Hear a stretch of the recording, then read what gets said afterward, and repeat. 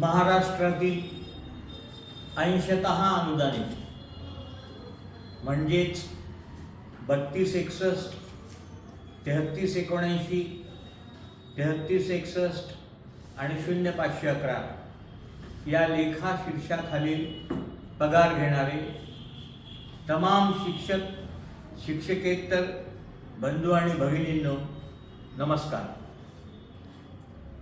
मुद्दामून या महिन्यात मी प्रचार दौऱ्यात गुंतलो होतो, त्यामुळे मुंबईला थोडं उशिरा गेलो। मुद्दामून एवढ्याकरता म्हणतो की मी जेव्हा जेव्हा या पगाराकरता व्हिडिओ देण्याचा प्रयत्न केला तेव्हा काही लोकांनी अतिशय उपहासात्मक प्रतिक्रिया व्यक्त केल्या की हे ते होणारच होतं, तुम्ही नेमके काय तीर मारले। म्हणून यावेळेस पाहिलं की थोडं प्रचारात गुंतलो होतो आणि मुंबईला गेलो नाही। त्याच्यामुळे झालं काय, सगळ्या लेखा शीर्षाला निधी आला, परंतु या 4 लेखा शीर्षांना निधी आलेला नव्हता। मग मागच्या आठवड्यात मुंबईत आलो होतो, 558 कोटीची फाईल बनवली, ती वित्त विभागापर्यंत पोहोचवली आणि आज परत आलो। आज जी 558 कोटी रुपये मागणी करणारी नसती होती त्यामध्ये 512.82 करोड इतके मंजूर करून घेतले आणि आज ती फाईल आता शिक्षण विभागाला रवाना होईल।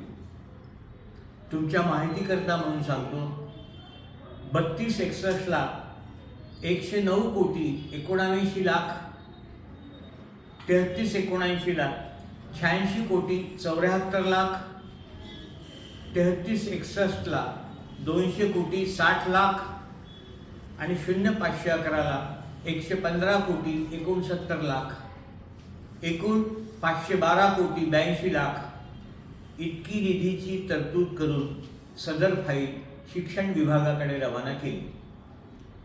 आता उद्या साधारणतः याच्यावर निधी वितरणाचा शासनादेश निघेल, उद्या तो पुण्याला पोहोचेल।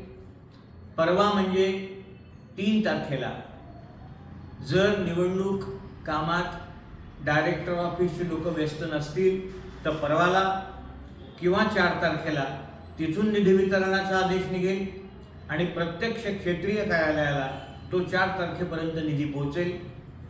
त्याच्यानंतर आपले बिलं जातील आणि 10 डिसेंबरपर्यंत आपले नोव्हेंबर महिन्याचे पगार होतील। हा सगळा आटापिटा, हा सगळा जीवाचा राडा हे करत असताना मतदारसंघात कमी लक्ष देतो आहे। मतदारसंघाची सगळी नीव, सगळी जबाबदारी तुमच्यावर आहे। 80% अनुदानित शिक्षक आणि शिक्षकेतर कर्मचाऱ्यांनी किमान अनुदानित शिक्षकाचे 2-2 शिक्षक जोडावे अशी माझी तुम्हाला नम्र विनंती आहे। तुर्तास एवढेच, डिसेंबरचा पगार 10 तारखेपर्यंत होईल। तुम्ही फक्त पाठीवर हात ठेवून लढ म्हणा। पुढच्या महिन्यापासून मात्र तो 1 तारखेला कसा होईल याचाही प्रयत्न करेन। तुम्ही फक्त पाठीवर हात ठेवून लढ म्हणा। लढतोय। धन्यवाद।